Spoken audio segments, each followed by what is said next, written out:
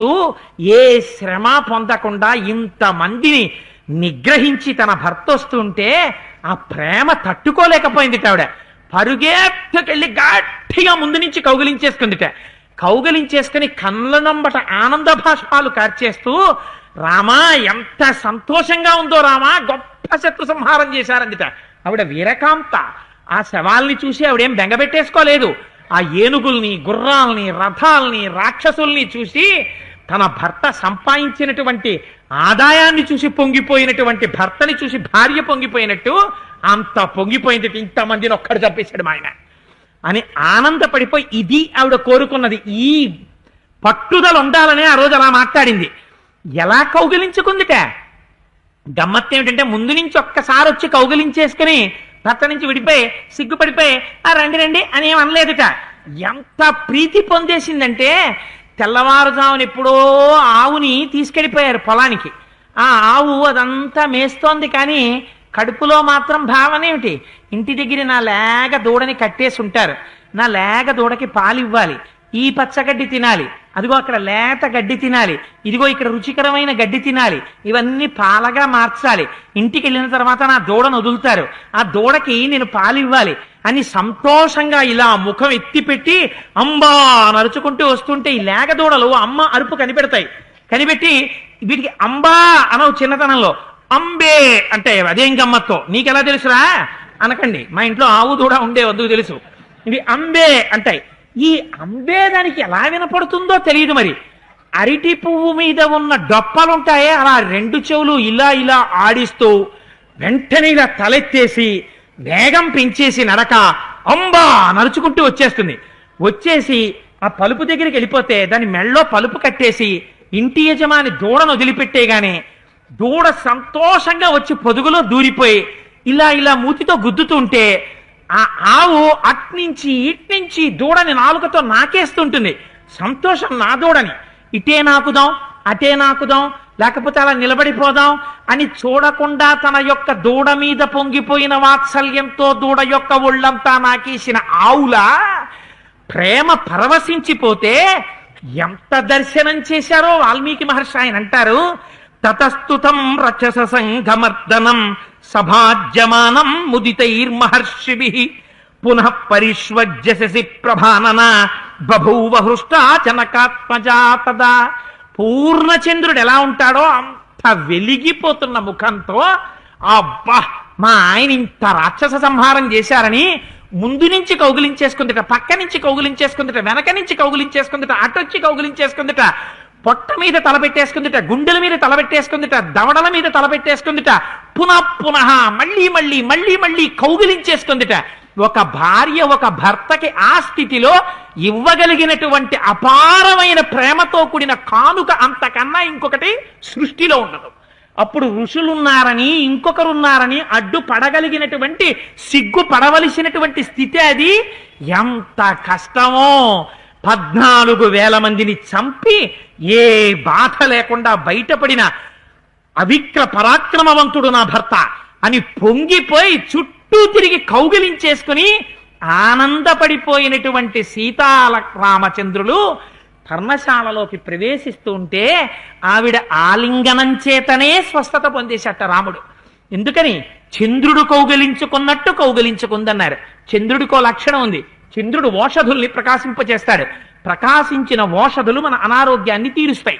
చంద్రుడే కౌగిలించుకుంటే, అందుకని శశిముఖానన చంద్రుడి వంటి ముఖంతో అమ్మవారు వచ్చి గట్టిగా కౌగిలించుకుంటే రాముడికి తన పొందినటువంటి కష్టమంతా తీరిపోయిందిట. ఎంత ఆనందాన్నో పొందట. అంత ఆనందాన్ని సీతారాములు పొంది ఉన్నారు. మా అన్నయ్య ఇంత పని చేశాడని అసలు ఇంకా లక్ష్మణమూర్తి ఆనందమే ఆనందం. ఇంత ఆనందంతో లక్ష్మణుడు ఉన్నాడు, దేవతలున్నారు, అవతల ఋషులున్నారు. ఇంత ఆనందంతో ఉన్నారన్న ఘట్టం దగ్గర ఇవాల్టి ఉపన్యాసాన్ని పూర్తి చేసి మళ్ళీ రేపు 6:30 ప్రారంభం చేద్దాం యథావిధిగా. హరి ఓం. పరమేశ్వర స్వరూపమైన సభకి నమస్కారం. భగవంతుని యొక్క నిర్హేతుక కృపాకటాక్ష వీక్షణం చేత శ్రీరామాయణ ప్రవచనంలో అరణ్యకాండలో నిన్నటి రోజున ఖరదూషణ త్రిశిరస్సుని సహితంగా 14,000 మంది రాక్షసుల్ని రామచంద్రమూర్తి నిహతుల్ని చేసినటువంటి ఘట్టాన్ని దాటాం. ఆ 14,000 మంది రాక్షసుల్ని నిర్జించిన తరువాత సీతమ్మ తల్లి ఎంతో ఆనందాన్ని పొందినదై ఆ తల్లి ఒక్కసారి రామచంద్రమూర్తిని అన్ని వైపుల నుంచి గాఢంగా ఆలింగనం చేసుకుని ఆ తల్లి ఎంతో ఆనందాన్ని పొంది తృప్తి పొందినటువంటి సందర్భంలో నిన్న మనం ఆ ఘట్టాన్ని పూర్తి చేసుకుని ఉన్నాం. ఎప్పుడైతే 14,000 మంది రాక్షసులు ఖరదూషణలతో సహా నిర్జింపబడ్డారో అకంపనుడనేటటువంటి ఒక రాక్షసుడు ఆ విషయాన్ని చూశాడు. చూసి ఆయన గబగబా పరిగెత్తుకుంటూ లంకాపట్టణానికి చేరుకున్నాడు. చేరుకుని రావణాసురుడి యొక్క పాదముల మీద పడ్డాడు. పడి నమస్కారం చేసి, ప్రభో మీకు ఒక వార్త చెప్పవలసి వచ్చింది. జనస్థానంలో మునులను ఇబ్బంది పెట్టడం కోసమని చెప్పి మీరు నియమించినటువంటి 14,000 మంది రాక్షసుల్ని రాముడు కేవలం ఏ రథం లేకుండా భూమి మీద నిలబడి పాముల వంటి బాణములను ప్రయోగించి తానొక్కడే యుద్ధంలో అందరినీ మట్టుపెట్టాడు అని చెప్పారు.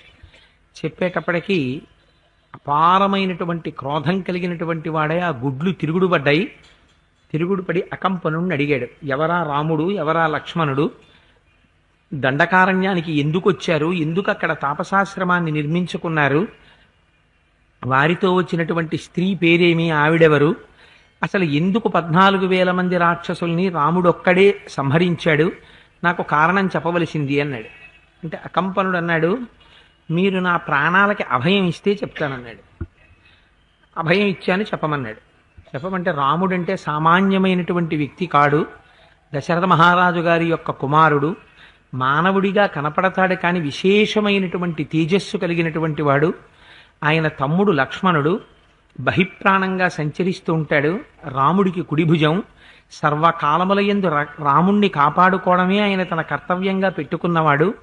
రాముడు తన ధర్మపత్ని అయినటువంటి సీతమ్మతో కలిసి తండ్రిని సత్యవాక్యమునందు నిలబెట్టడం కోసమని 14 సంవత్సరములు అరణ్యవాసం చెయ్యడానికి దండకారణ్యంలో ప్రవేశించాడు.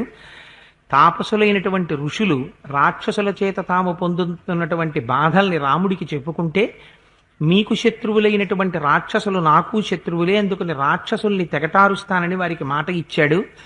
ఆ మాట ప్రకారంగా రాక్షస సంహారం చేసి దండకారణ్యంలో ఎక్కడా రాక్షసులు లేనటువంటి పరిస్థితిని కల్పించాడు. ఆ రాముడు ఈ భూమినంతటినీ తన బాణముల చేత కృంగేటట్టు చెయ్యగలడు, కుంగిపోతున్నటువంటి భూమిని నిలబడేటట్టు చెయ్యగలడు, సముద్రాల్ని క్షోభింప చెయ్యగలడు, పర్వతములను కదపగలడు. ఆయన అవసరమైతే ఆయన యొక్క తేజస్సుకి నదులు కూడా దారిస్తాయి అని అకంపనుడు విశేషంగా రాముడి యొక్క పరాక్రమాన్ని వర్ణించాడు. వర్ణించిన తర్వాత రావణాసురుడు అన్నాడు, నువ్వు ఇన్ని మాటలు చెప్తున్నావే రాముడి గురించి, మరి ఆ రాముణ్ణి ఇప్పుడే బయలుదేరి జనస్థానానికి వెళ్ళి నేను రామలక్ష్మణులు ఇద్దరినీ సంహరిస్తానన్నాడు. అంటే అకంపనుడు అన్నాడు, మీరు తొందరపడి వెళ్ళకండి, ఎందుకంటే విశేషమైనటువంటి వేగం కలిగినటువంటి ప్రవాహంలోకి ప్రవేశించడం అంత మంచిది కాదు. రాముడు రాశీభూతమైనటువంటి శౌర్యము తేజస్సు, ఆయన ముందు నువ్వు నిలబడలేవు. అందుకని ఒక పని చెయ్యి, నీకు నేను ఒక మార్గాంతరం చెప్తాను. రాముణ్ణి సంహరించడానికి ఒక్క మార్గం ఉంది. భార్యా తస్యోత్తమా లోకే సీతానామ సుమధ్యమ శ్యామా సమవిభక్తాంగి శ్రీరత్నం రత్నభూషిత నైవ దేవీ నగంధర్వి నాప్సరా నాపి దానవి తుల్యా సీమంతినీ తస్య మానుషీషు కుతో భవేత్ తస్యాపహార భార్యాం త్వం ప్రమధ్యతు మహావనే సీతయా రహిత కామి రామో హాస్యతి జీవితం అన్నాడు. ఆయన భార్య అయినటువంటి సీతమ్మ చాలా అందగత్తె. ఆ అందగత్తె అయినటువంటి సీతమ్మతో తుల్యమైనటువంటి వాళ్ళు గంధర్వులలో కాని, యక్షులలో కాని, కిన్నెరులలో కాని, కింపురుషులలో కాని, దానవులలో కాని, రాక్షసులలో కాని, మనుష్యులలో కాని లేరు. అందుచేత రాముణ్ణి సంహరించడానికి తేలికైన మార్గం, రాముడు లేని సమయం చూసి సీతమ్మని అపహరించి తెచ్చి నీ భార్యగా చేసుకో. సీతమ్మ పక్కన లేకపోతే రాముడు జీవించలేడు.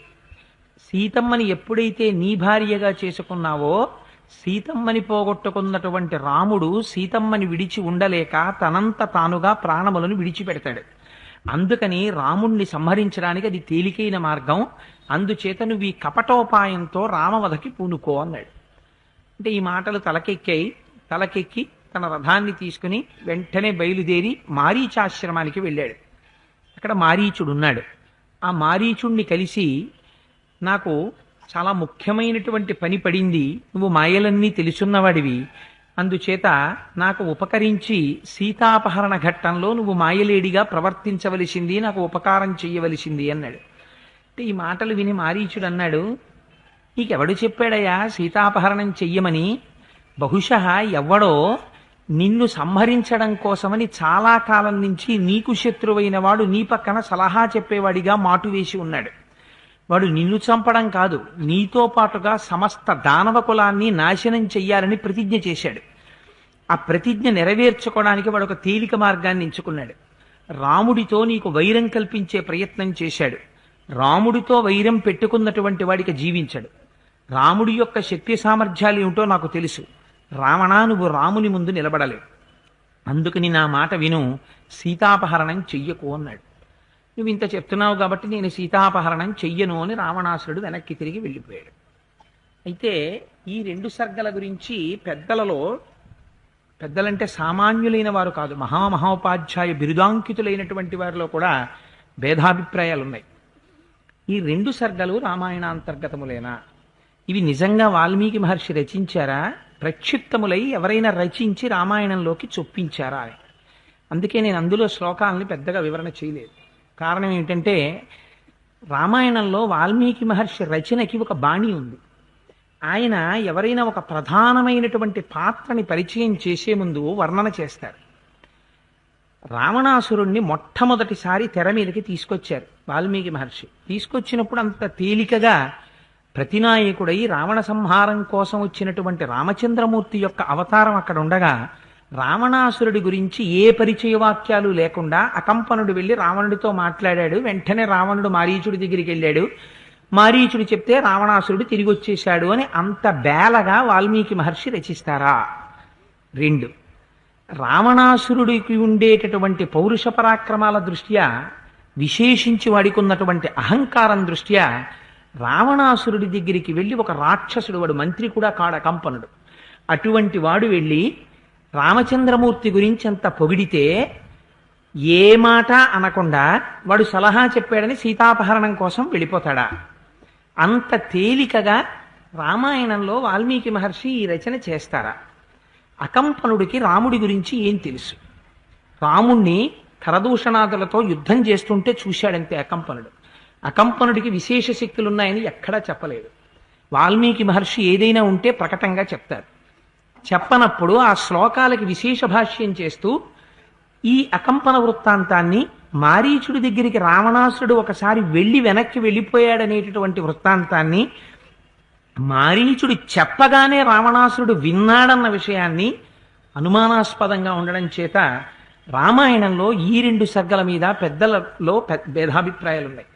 ఈ 2 సర్గలు రామాయణంలో యథార్థంగా వాల్మీకి రచించినవేనా, లేకపోతే ఎవరైనా రచించి వీటిని రామాయణంలోకి చొప్పించారా?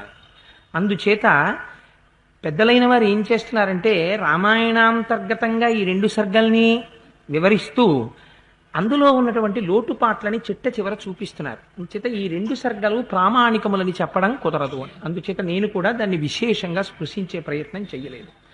యథార్థం కూడా ఒక ప్రధానమైన కారణం ఉంది. శూర్పణఖ ఆకాశ మార్గంలో వెళ్ళింది, అకంపనుడు భూమార్గంలో వెళ్ళాడు.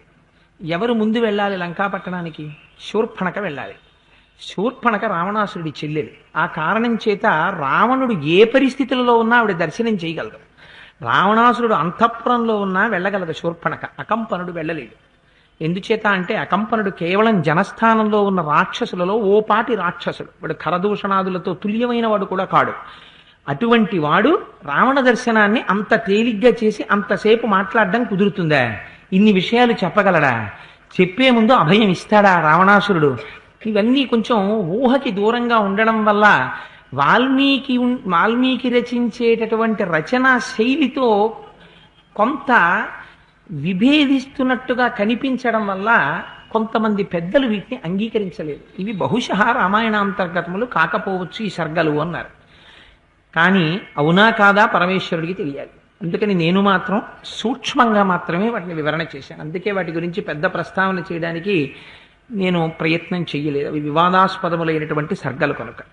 సరే, అకంపనుడు వెళ్ళిపోయాడు. వెళ్ళిపోయిన తరువాత శూర్పణక వచ్చింది. కథాంతర్గతంగా చూస్తే శూర్పణక లంకాపట్టణాన్ని ప్రవేశించింది. శూర్పణక మాటలను మీరు గమనించాలి రామాయణంలో. ఎందుకంటే రామాయణంలో అన్ని పాత్రలలో శూర్పణక పాత్ర మాట మార్చడంలో, అవతల వాళ్ళని తను రెచ్చగొట్టేటటువంటి మాట్లాడడంలో శూర్పణకకున్నంత ప్రావీణ్యం ఎవరికీ ఉండదు. ఎన్ని అబద్ధాలు చెప్తుందో, ఎక్కడ ఎవరికి ఎటువంటి అబద్ధం చెప్తే వాళ్ళకి తొందరగా క్రోధం వస్తుందో అటువంటి అబద్ధాన్ని అందంగా చెప్పగలదు శూర్పణక. అందుచేత ఆ శూర్పణక పాత్ర రావణాంతపురం వైపుకి ప్రవేశించింది. ఆవిడ ప్రవేశించేసరికి ఆయన పుష్పక విమానంలో పైన కూర్చుని ఉన్నాడు. మంత్రులందరూ చుట్టూ పరివేష్టించి ఉన్నారు. పరివేష్టించి ఉండగా కూర్చునున్నాడు. కూర్చునుంటే సా దదర్శ విమానాగ్రే రావణం దీప్త తేజసం ఉపోపవిష్టం సచివై మరుద్భిరివాసవం. ఇంద్రుడి చుట్టూ దేవతలందరూ కూర్చుని ఉండగా ఇంద్రుడు సమాలోచన చేస్తే ఎలా ఉంటుందో, ఆ పుష్పక విమానం మీద తన మంత్రులందరి మధ్యలో కూర్చున్నటువంటి రావణాసురుని యొక్క స్థితి అలా ఉందిట. వాడు అంత తేజోమూర్తి అయి ఉన్నాడు. విచిత్రం ఏమిటంటే అకంపన వృత్తాంతం మొదటిసారి మారీచుణ్ణి కలిసిన వృత్తాంతం తర్వాత సర్గలో రావణాసురుడి గురించి మహర్షి వర్ణిస్తున్నారు. అలా వర్ణించరు, అకంపనుడి దగ్గరే వర్ణించాలి, ఆ సర్గ ప్రక్షిప్తం కాకపోతే. అందుకని దేవగంధర్వభూతానాం ఋషీణాం చ మహాత్మనాం అజేయం సమరే శూరం వ్యాప్తానన వివాంతకం. ఆయన దేవతల చేత, గంధర్వుల చేత, యక్షుల చేత, కిన్నెరుల చేత, కింపురుషుల చేత ఎవ్వరి చేత సంహరింపబడడు. నోరు తెరుచుకుని కూర్చునున్నట్ట. నోరు తెరుచుకుని కూర్చున్నటువంటి రావణాసురుణ్ణి చూస్తే ఎంత తేజోమూర్తి అయినా అయ్యుండి ఉండవచ్చు. కానీ ఆ రావణాసురుణ్ణి చూడగానే నోరు తెరుచుకుని మీదకొస్తున్నటువంటి యమధర్మరాజు గారు జ్ఞాపకానికి వస్తారట. అంటే భయానికి కారణమై ఉంటాడు. మనందరికీ కూడా యమధర్మరాజు గారు అంటే భయహేతువే కదా, శరీరాన్ని తీసేస్తాడని. అందుకని రావణాసురుడు ఎప్పుడు కనపడ్డా భయహేతువై ఉంటాడు. ఎవరి పట్ల కూడా ప్రేమతో మాట్లాడడమో ప్రేమతో ప్రవర్తించడమో వాడి జీవితంలో ఉండదు. అందుకని అంత అందంగా చెప్తారు మహర్షి. నోరు తెరుచుకున్నటువంటి యమధర్మరాజు గారిలా ఉన్నట్ట. దేవాసుర విమర్దేషు వజ్రాశ నిగృత వ్రణం ఐరావత విషాణాగ్రై ఉత్కృష్ట కినవక్షసం. దేవాసురులతో అనేకమైనటువంటి యుద్ధములు చేశాడు. ఆ యుద్ధాలు చేయడంలో దేవేంద్రుడు వజ్రాయుధం పెట్టి కొట్టినటువంటి దెబ్బలు వాడి గుండెల నిండా రాసుకుని ఆ దెబ్బలన్నీ వాతల కింద పడున్నాయి, గాయాల కింద. దానితో పాటుగా ఐరావత విషాణాగ్రై, ఐరావతం ఏనుగు యొక్క 2 దంతములతోటి వాడిని కుమ్మితే ఆ కుమ్మినటువంటి గాయాలన్నీ కనపడుతున్నాయి. అంటే దీనివల్ల ఏమిటి తెలుస్తుంది? ఏమంటే ఫలానా వారి దగ్గర మీరు ఎప్పుడైనా చూసారా, ఆయన ఫుల్ హ్యాండ్స్ చొక్కా ఇలా పైకి తీస్తే పోలీసులు కొట్టినటువంటి దెబ్బలు వాతలు తేరిపోయి ఉంటాయండి ఆయన ఒంటి మీద ఇప్పటికీ అన్నారు అనుకోండి. ఆయన ఎలాంటి వాడని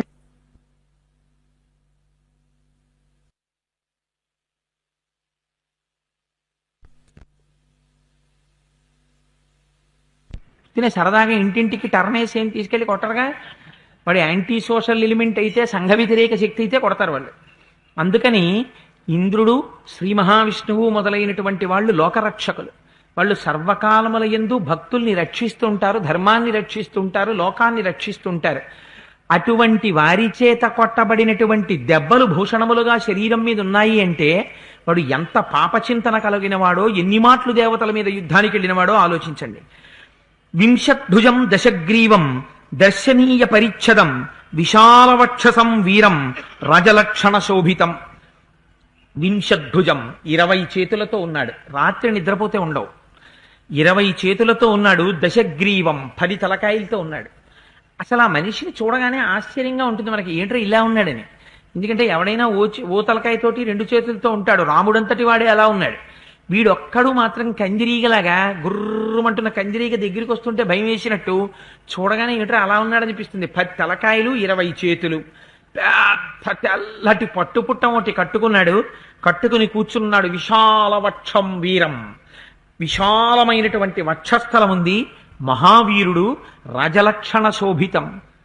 మహర్షికున్నటువంటి గొప్పతనం, ఆయన రావణాసురుడు కదా అన్నీ వ్యతిరేకంగా చెప్పేద్దాం అని ఏం చెప్పరు. ఉన్న మంచి గుణాలు ఏమిటో ఉన్నట్టే చెప్తారు. వాడికి సాముద్రిక శాస్త్రంలో మహదైశ్వర్యం అనుభవించేటటువంటి వాడికి ఎటువంటి లక్షణాలు ఉంటాయో అటువంటి లక్షణాలు ఉన్నాయి, రావణాసురుడి దగ్గర ఉన్నాయి. అందుకని రాజలక్షణ శోభితం, రాజులకి ఎటువంటి లక్షణాలు ఉన్నాయో ఉండాలో అటువంటి లక్షణాలతో వాడు శోభిస్తున్నాడు.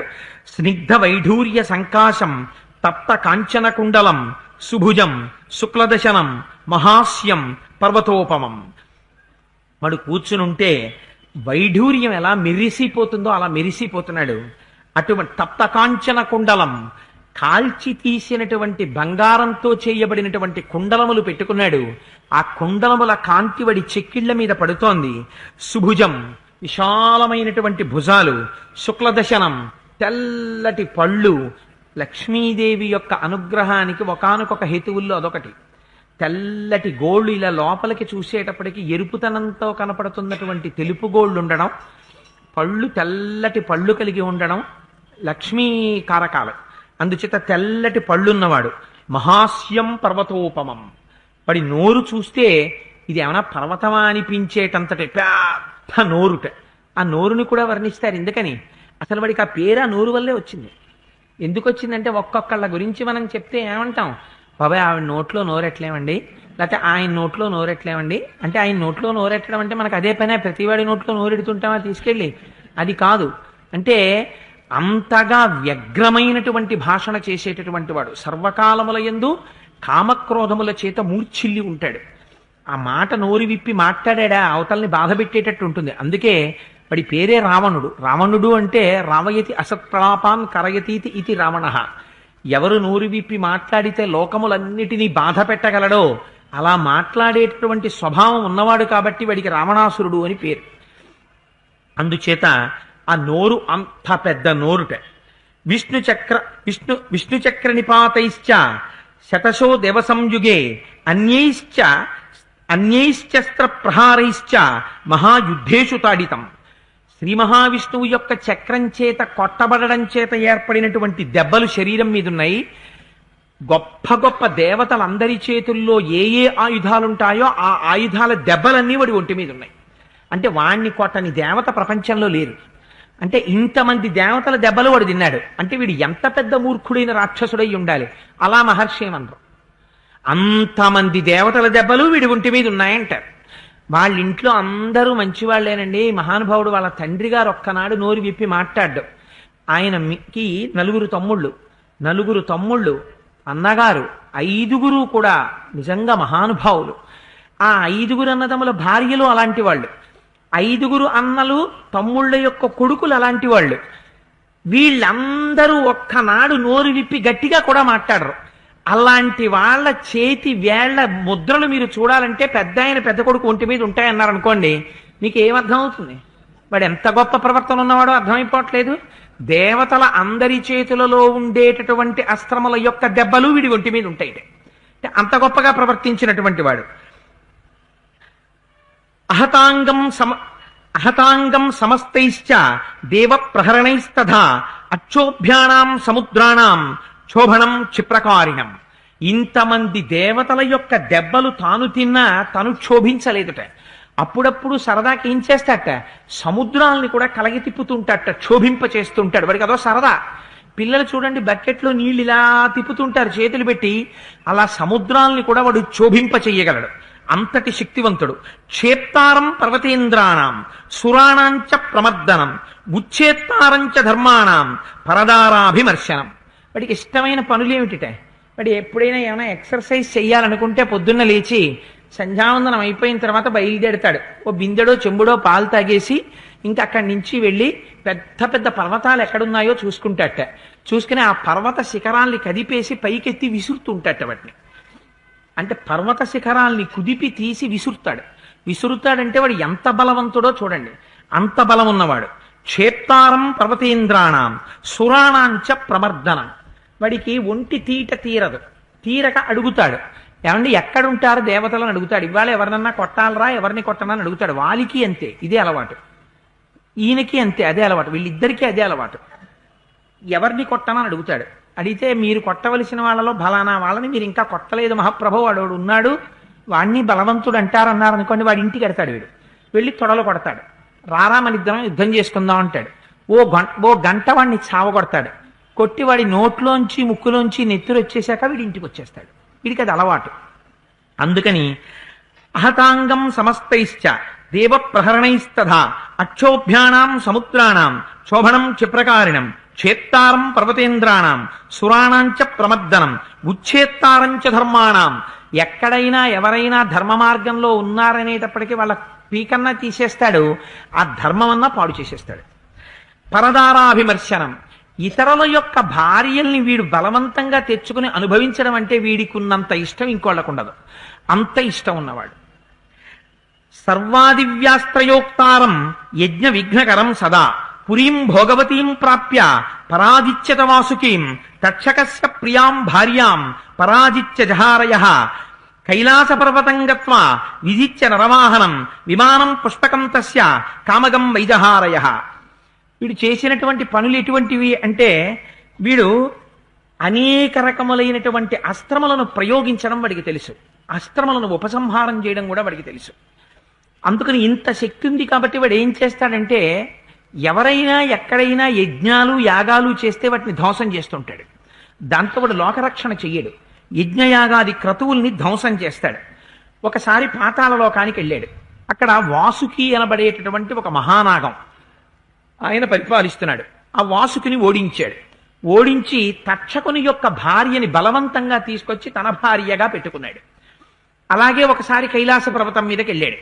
వెడితే కుబేరుడు కనపడ్డాడు. కుబేరుడు స్వయంగా అన్నగారు. ఆ కుబేరుడు తండ్రి మాట విని లంకారాజ్యం ఈయనకి ఇచ్చేసి వెళ్ళిపోయాడు ఉత్తర దిక్కుకి. వెళ్ళిపోతే ఆయన దగ్గర పుష్పక విమానం ఉందని తెలిసింది. ఎవరింట్లోనైనా ఏదైనా చాలా మంచి వస్తువు ఉంది అని వాడికి తెలిసింది అనుకోండి, వాడు వెంటనే అక్కడికి వెడుతుంటాడు. వెళ్ళి అది ఇమ్మంటాడు, తెచ్చుకుంటాడు. అది తెచ్చుకోవడం కుదరదు అనుకోండి, ఒకవేళ అది తెచ్చుకునే వస్తువు కాదనుకోండి, పోర్టబుల్ కాదు, దాన్ని మీరు తేలేరు, వాడికి ఉండడం ఎందుకని పాడు చేసేస్తాడు. వాడికి ఉండకూడదు. అది తెచ్చుకునేది అనుకోండి, వీడికి ఇచ్చేసుకుంటాడు. అది ఎవరికి? వాళ్ళ అన్నగారిది, కుబేరుడిది. అయినా సరే కుబేరుడికి ఉండడం వాడికి ఇష్టం ఉండదు.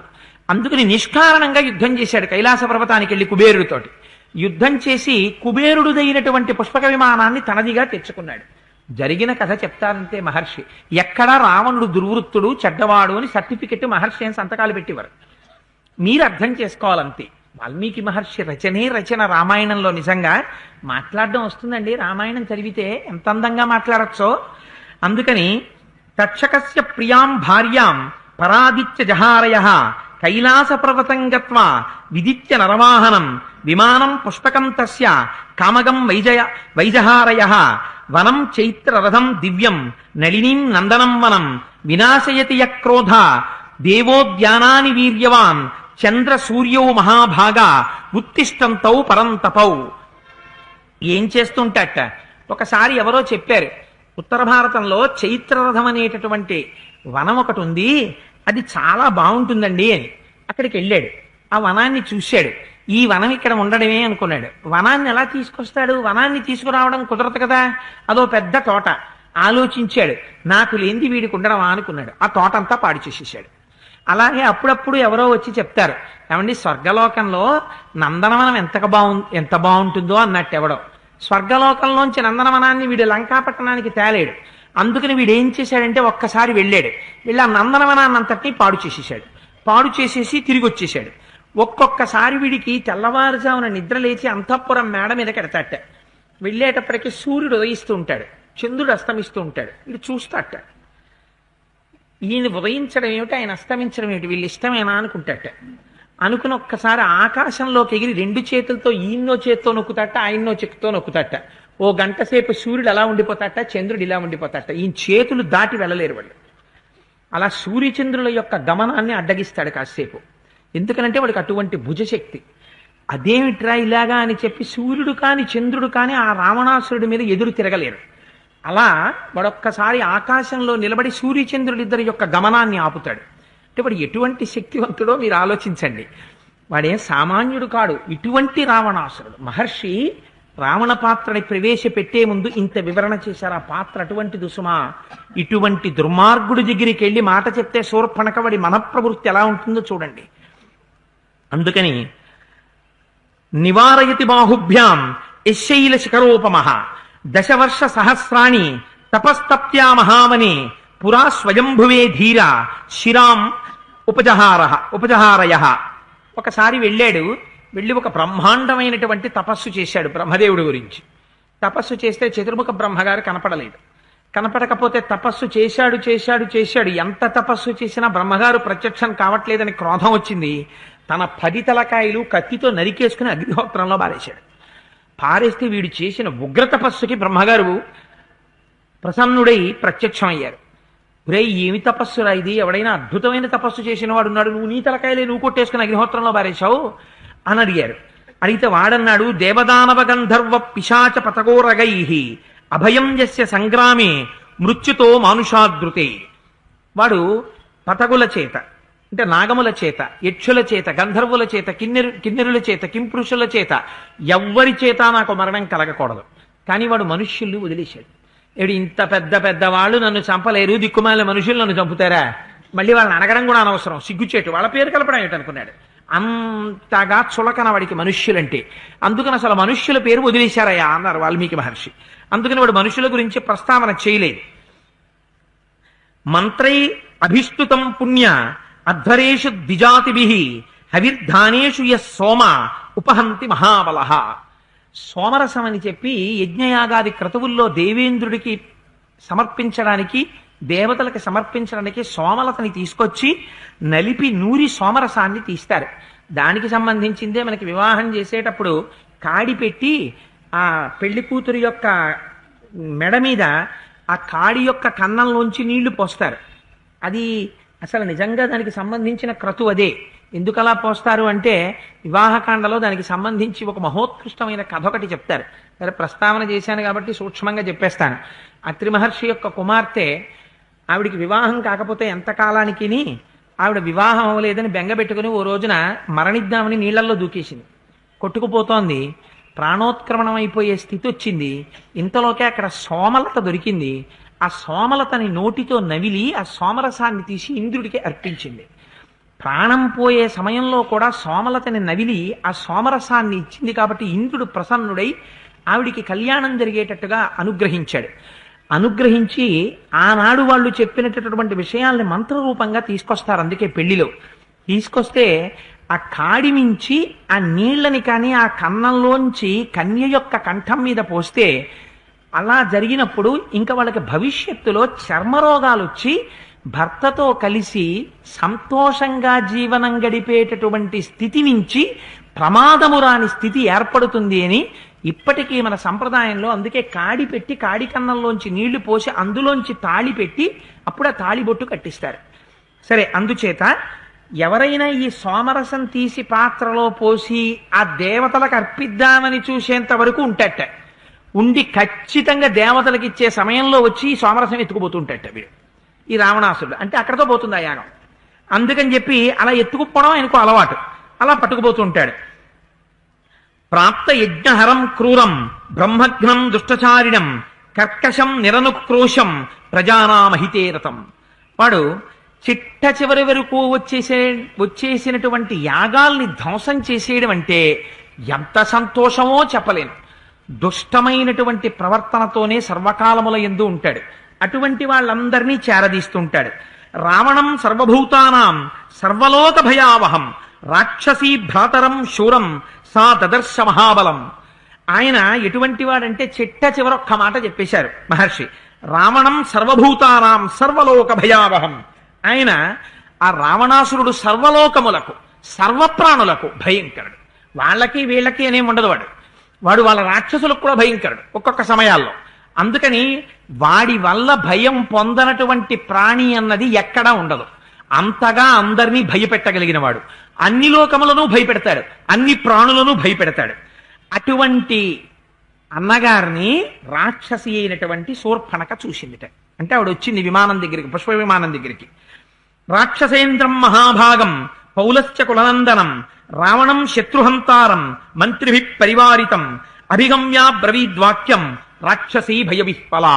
అక్కడికొచ్చి మంత్రుల చేత పరివేష్టితుడయ్యున్నటువంటి ఆ రావణాసురుణ్ణి చూసి ఆ శూర్పణక భయవిహ్వల, ఆవిడకు కూడా అబద్ధాలు చెప్దాం, రావణాసురుణ్ణి మోహ పెడదామని వచ్చింది. కానీ తన వంక ఇలా చూశాడా, కరుడి దగ్గరికి వెళ్ళిపోయి మాట్లాడినట్టు మాట్లాడడం కుదరదు. వాడు అన్ని భూతములకు భయంకరుడే. ఆ కోపం ఒక్కొక్కసారి చెల్లి మీద రావచ్చు, ఏం చెప్పగలం. అందుకని భయవిహ్వల, భయాన్ని పొందిందిట. భయాన్ని పొంది ఒక్కసారి ఆ రావణుడి దగ్గరికి వెళ్ళి పడింది. వాడు ప్రసన్నుడయ్యాడు. ప్రసన్నుడై ఏం చెల్లి ఇలా పడిపోయా ఏమిటన్నాడు. తత శూర్పణకా దీన రావణం లోకరావణం అమాత్య మధ్యే సంక్రుద్ధ పరుషం వాక్యమబ్రవీత్. ఎంత గొప్ప బిరుదేశారో చూడండి మహర్షి. రావణం లోకరావణం. రావణం అంటే రవము చేసి భయంకరమైన అరుపులరిచి వాడు లోకాలని ఏడిపిస్తూ ఉంటాడు. రావణం లోకరావణం. వాడికి ఎప్పుడు వచ్చిందో తెలుసా అండి ఆ బిరుదు. వాడి కైలాస పర్వతం కింద చేతులు పెడితే పరమశివుడు బొటనవేలుతో తొక్కాడు కైలాస పర్వతాన్ని. తొక్కితే వీడు 2 చేతులు ఉండిపోతే అప్పుడు పిల్లలు తలుపు సందులో వేలు పడిపోతే అరిచినట్టు వీడు పెద్ద అరుపు మొదలెట్టాడు. ఆ అరుపు చూసి వీడిని రావణ అని పిలిచారు.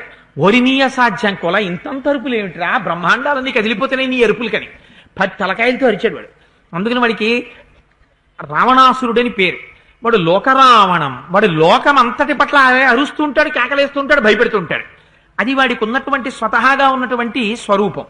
అటువంటి వాణ్ణి చూసిందిట. చూసి శూర్పణక మాట్లాడడం మొదలుపెట్టింది. సక్తం గ్రామ్యేషు భోగేషు కామవృత్తం మహీపతిం లుబ్ధుం నహు బహుమన్యంతే శ్మశానాగ్నిమివ ప్రజాహ. ఆవిడంది రావణాసురుడు ఎందు దోషం చూపించడం మొదలుపెట్టింది. శూర్పణకలో ఉన్నటువంటి గొప్పతనం మీరు చూడండి. ఒక్కొక్క చోటుకి వెళ్ళినప్పుడు తన ప్రయోజనాన్ని సిద్ధింప చేసుకోవడానికి ఒక్కొక్కలా మాట్లాడుతుంది. రావణాసురుణ్ణి చూసంది, ఎప్పుడు గ్రామ్యమైనటువంటి భోగములను అనుభవిస్తుంటావురా నువ్వు, కామమునకు క్రోధమునకు వశపడిపోయావురా, నీకు రాజ్యపాలన యందు ఇష్టం లేదు, నువ్వు గూఢచారుల్ని సరైన వాళ్ళని పెట్టుకోవట్లేదు, ఎక్కడ ఏం జరుగుతోందో తెలియట్లేదు, నీలాంటి వాడు సింహాసనం మీద కూర్చుంటే సింహాసనం మీద కూర్చున్న రాజుని ఇటువంటి వాడిని చూసి ప్రజలు ఏమనుకుంటారో తెలుసా, శ్మశానంలో ఉన్నటువంటి అగ్నిహోత్రాన్ని చూసి ఎవ్వరూ కూడా అగ్నిని స్పృశించనట్టు నీలాంటి రాజు దగ్గరికి ఎవడు రాడు రా అంటే ఏదో ఏమిటి ఇంత మాట చెప్తోంది, నాకేమన్నా అంత చెడ్డ పేరు వచ్చేసిందా అని ఏదో వీడికి తెలియనట్టు అక్కడికి ఏమిటి ఇంత మాట అంటోంది చెల్లెలని, ఏమిటి అసలు సంగతి అని అడగాలి వీడు. అలా అడగడం కోసమని ఎంత పన్నాగం వేసిందో చూడండి. నువ్వు దుష్టుడవై ఇలా తిరుగుతున్నావు, నీకు గూఢచారులు లేరా, ఆ గూఢచారులు ఎక్కడేం జరుగుతున్నాయో తెలుసుకోరా, తెలుసుకున్నా నీకు వచ్చి చెప్పరా, చెప్పినా నువ్వు బాధపడవా, నీకు బెంగ ఉండదా, ఒక పక్క రోజు రోజుకి నీ శత్రువులు పెరిగిపోతున్నారు, నువ్వు మాత్రం గ్రామ్య సుఖాలు అనుభవిస్తూ కామంతో కళ్ళు కప్పి కూర్చుని నిండిపోయావు, ఒక పక్క నీ సింహాసనం కదిలిపోతోంది, మహావృక్షం ఒకదాని యొక్క మొదట్లోకి చెదపురుగులు చేరిపోయి ఆ మొదలంతటినీ పుచ్చు పెట్టి తినేస్తుంటే కొంతకాలానికి పడిపోయేటటువంటి చెట్టులో ఉన్నావు నువ్వు. ఒక్కసారి నువ్వు రాజ్య భ్రష్టుడివి కాని అయ్యావా, అవకాశం దొరికిందని ప్రజలు నిన్ను కొట్టి చంపుతారు, నువ్వు ఏం జరుగుతోందో తెలుసుకోవట్లేదు. 14 సహస్రాణి రక్షసాం క్రూరకర్మణాం హతాన్యేకేన రామేణ ఖరశ్చ సహదూషణ. అవతల జనస్థానంలో ఎంత పని జరిగిందో తెలుసా, నీ కీర్తి ఎంత సముద్రంలో ఉండిపోయిన పర్వతంలా పైకి ఇంకా ప్రకాశించడం మానేస్తోంది. నువ్వు జనస్థానంలో మునుల్ని హింసించమని 14,000 మంది రాక్షసుల్ని ఖరదూషణుల్ని పెట్టావు. కానీ ఒక్క రాముడు భూమి మీద నిలబడి రథం కూడా ఎక్కకుండా ఇంతమందిని 1:12 నిమిషాల్లో చంపేశాడు. ఇంకా నీకింతకన్నా దుర్నిమిత్తం ఏం కావాలి, ఇంకా నీ పని అయిపోయి వచ్చేసింది రావణ. నువ్వు ఇవన్నీ తెలుసుకోకుండా నీ ఇష్టం వచ్చినట్టు నువ్వు ప్రవర్తిస్తున్నావు, కొద్ది కాలంలోనే నీకు పతనం ప్రారంభమైపోతోందండి అనేటప్పటికీ వాడికి ఎక్కడ లేని ఆగ్రహం వచ్చింది. ఒక్కసారి చెల్లెల వంక చూశాడు. మొట్టమొదట ఆయనలో క్రోధాన్ని రగుల్కొల్పింది. రగుల్కొల్పి చిట్ట చివరికి వెళ్ళి ఆ క్రోధాన్ని రాముడి వైపుకి తిప్పింది మాటల్లో. రాముడు చంపాడు 14,000 మందినంది. తన మాటల చేత వచ్చిన కోపం వెళ్ళి రాముడి మీద పడిపోయింది. భార్య భర్తని అసలే అలిసిపోయి ఆఫీస్ నుంచి వస్తే ఊరికే నా మీద ఎగరడం కాదు, మీరు ఒకసారి మీ సంగతి చూసుకోండి ఏమవుతుందో అని అన్నీ అనేసిన తర్వాత వాష్ బేసిన్కి వెళ్ళి కాస్త మొహం కాళ్ళు చేతులు కడుక్కుని కాఫీ ఇస్తుందేమో అనుకుంటుంటే ఈ మాటలు అన్నీ అంటుంటే మంచి అవకాశం దొరికిందని మరిది గారు ఏం చేశారో తెలుసా అని ఓ మాట అందనుకోండి, ఈ కోపం అంతా ఎవరి మీదకి వెళ్ళిపోతుంది, టక్కన తమ్ముడి మీదకి పోతుంది. అలా తను మాట్లాడవలసినవన్నీ మాట్లాడింది, కోపాన్ని రెచ్చగొట్టింది. రెచ్చగొట్టి చివర రాముడి వైపుకి మాట్లాడింది. ఈ కోపం అంతా రాముడి మీదకి వెళ్ళింది. ఇప్పుడు నువ్వేమిటే ఇలా మాట్లాడదాం అనలేదు రావణుడు. అంత రావణుణ్ణి ఎలా ప్రలోభ పెట్టిందో చూడండి. ఇది శూర్పణఖ యొక్క గొప్పతనం. ఆయన అన్నాడు, కశ్చరామ కథం వీర్య కిం రూప కిం పరాక్రమ కిమర్థం దండకారణ్యం ప్రవిష్ట సుదురాసదం. అసలు ఆ రాముడెవరు, ఎందుకు వచ్చాడు, ఎందుకు దండకారణ్యంలో ప్రవేశించాడు, ఆయన దగ్గర ఏ ఆయుధాలుంటాయి, ఎందుకు చంపాడు రాక్షసుల్ని, ఆయుధం కించ రామస్య నిహితాయన రాక్షసాః కరశ్చ నిహిత సంఖ్యే దూషణస్త్రిశరాస్తథా. కరదూషణుల్ని 14,000 మంది రాక్షసుల్ని ఒక్క రాముడు సంహరించడం అంటే మాటలు కాదు కదా. ఏ ఆయుధం వాడుతుంటాడు, ఎందుకు చంపాడు, ఎక్కడుంటాడు, ఏం చేస్తుంటాడు, ఎవరు, నువ్వేం చూశావు, చూసింది చూసినట్టు నాకు చెప్పు, నీ ముక్కు చెవులు ఎవరు కోశారు, ఎందుకంత నెత్తురోడుతోంది, నాకు నిజం చెప్పన్నాడు. అనేటప్పటిక ఆవిడంది, అసలే కడుపు మండిపోయి ఉన్నాడు రావణాసురుడు. దీర్ఘబాహుర్విశాలాక్ష చీరకృష్ణాజినాంబర కందర్ప సమరూపశ్చ రామో దశరథాత్మజ. రామునికున్న గొప్పతనం ఏమిటంటే ఎంతటి ద్వేషం కలిగిన వారు అవనివ్వండి, రామచంద్రమూర్తి యొక్క స్వరూపాన్ని కాని ఒకసారి చూశారా, ఇంకా ఆ రాముడి గురించి మరో రకంగా వర్ణించడం కుదరదు. ఆ రూపం మనస్సులో నిలబడిపోతే 8 గంటలు వెయిట్ చేశామండి, ఏంటండి టీటీడీ వాళ్ళు కొంచెం మార్చాలి ప్రొసీజర్స్ అని ఆ బాక్సుల్లో ఉన్నంతసేపు అంతసేపు మాట్లాడతాడు.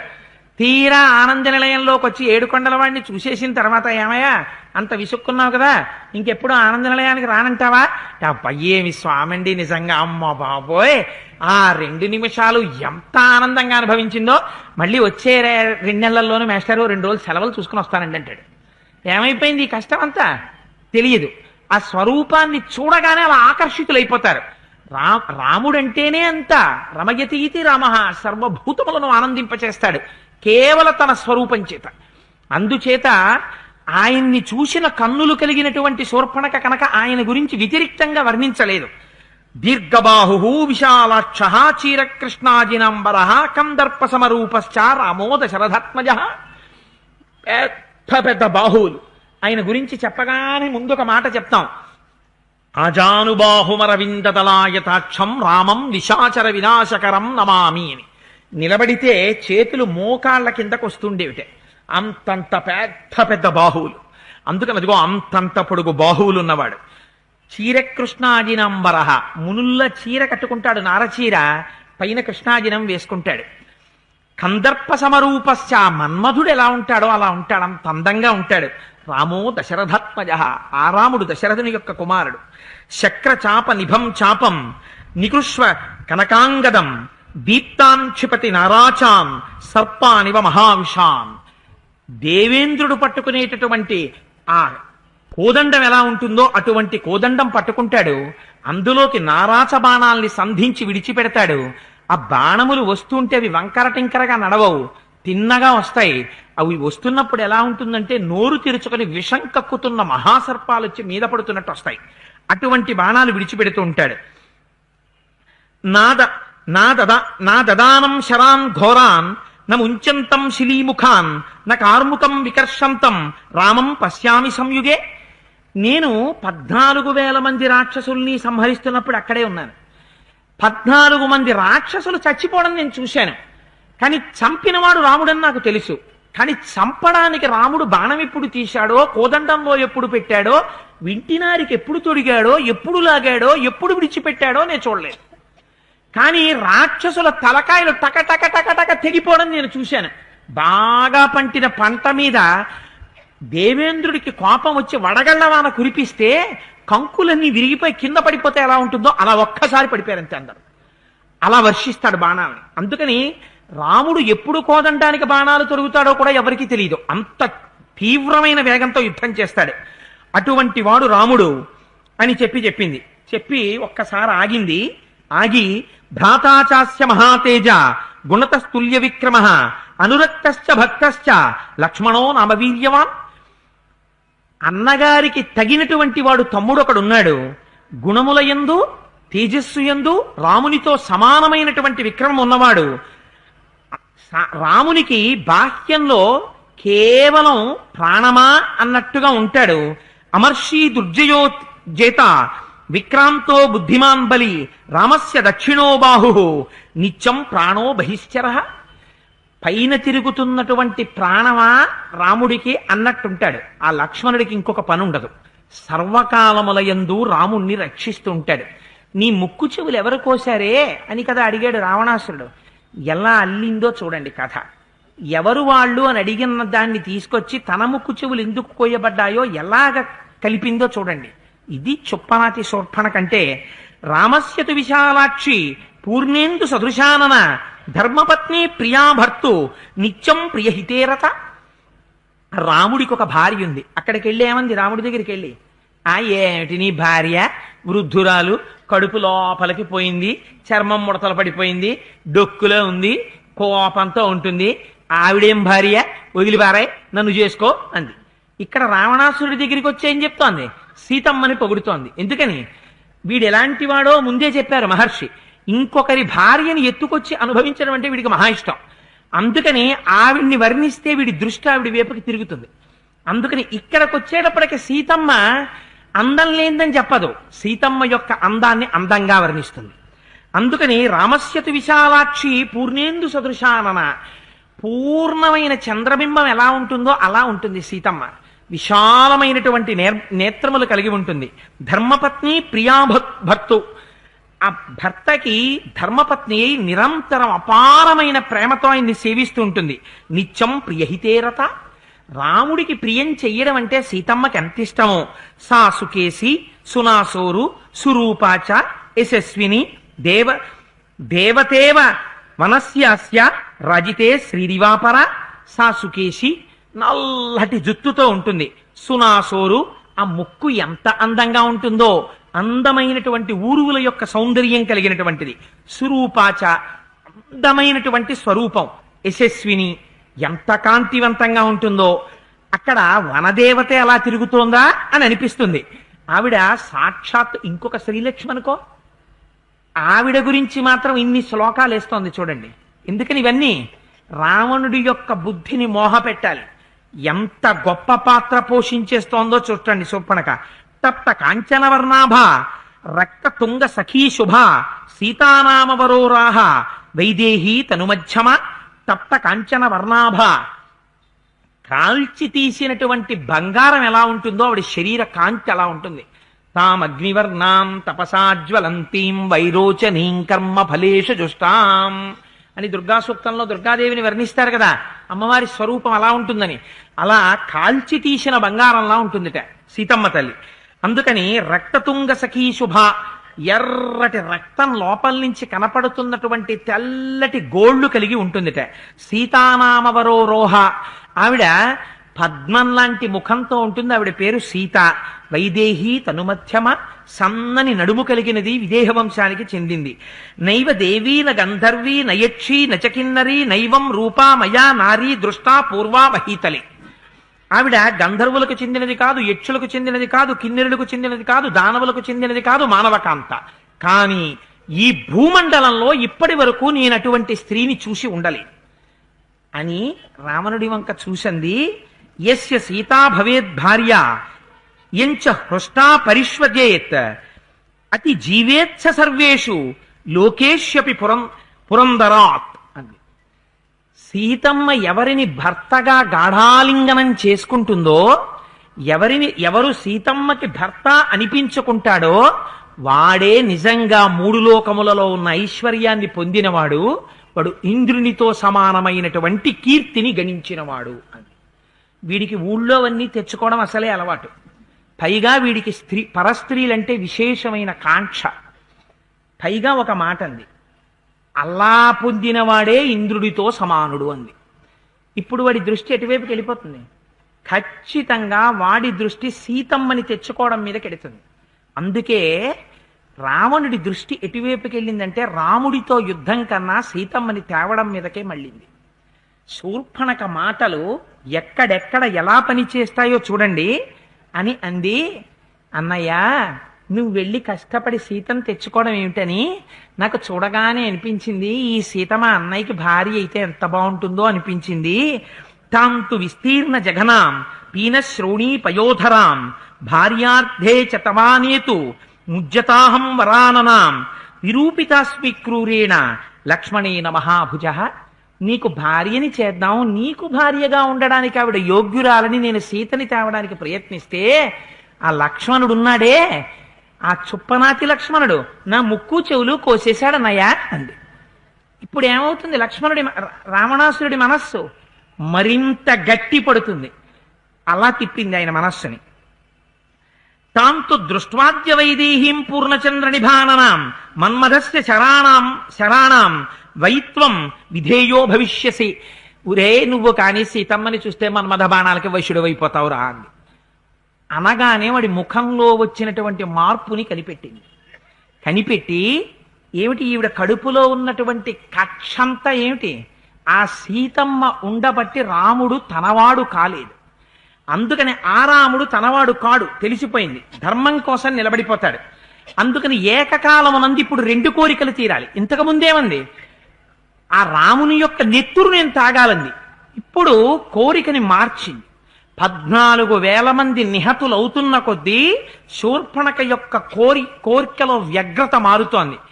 ఆవిడ చుప్పనాతితనాన్ని కనిపెట్టాడు కాబట్టే మహాత్ముడైన రాముడు ఒక్క మాటతో తిప్పి పంపించలేదు, హాస్యంగా పంపించాలనుకున్నాడు.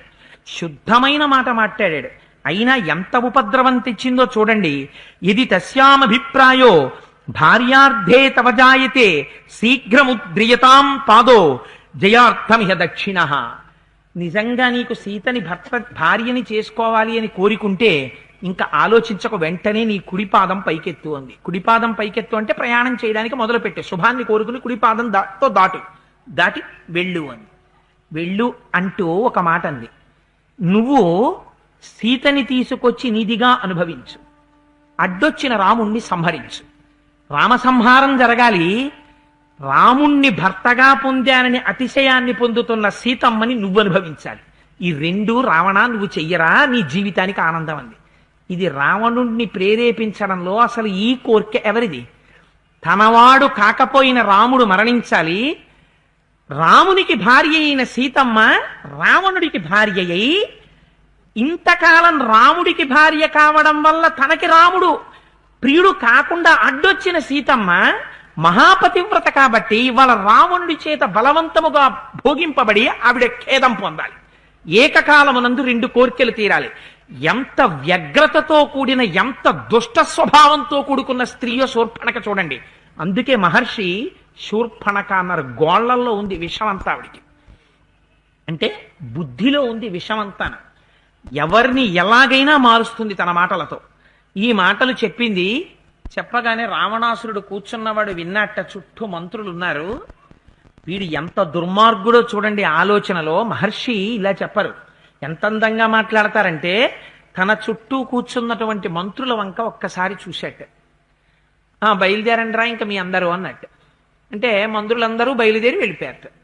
వెళ్ళిపోయిన తర్వాత శూర్పణఖతో నేను వెడుతున్నానని వాడు చెప్పలేదు. నేను వెళ్ళి జనస్థానానికి వెళ్ళి సీతమ్మను అపహరిస్తానని శూర్పణఖకి చెప్పలా, ఎవ్వరికీ చెప్పలా. నిశ్శబ్దంగా తానొక్కడే వాహనశాల దగ్గరికి వెళ్ళాడు. ఎందుకు అలా వెళ్ళడం అంటే మంత్రులతో సమాలోచన చేశాడు అనుకోండి. మంత్రులు ఎప్పుడూ కూడా జయాపజయాల్ని లాభాలాభాల్ని బేరీజు వేస్తారు. వేసి మంత్రులైన వారు పరదారాపహరణం చెయ్యమని చెప్పకూడదు. అందుకని వెళ్ళి నువ్వు సీతమ్మని పట్రా అని వాళ్ళు చెప్పకపోతే వెళ్ళకు అన్న తర్వాత తాను వెడితే మంత్రుల మాట పక్కన పెట్టినట్టు అవుతుంది. అందుకని అసలు మంత్రుల మాట పెడచెవిని పెట్టాడు. వాడి కోరిక ఇంకా సీతమ్మని తేవడం. ఇంకా వాడు నిశ్చయానికి వచ్చేసాడు. అందుకని మంత్రుల్ని పంపించేశాడు. పంపించేసి ఎవ్వరికీ చెప్పకుండా తానొక్కడే వాహనశాల దగ్గరికి వెళ్ళాడు.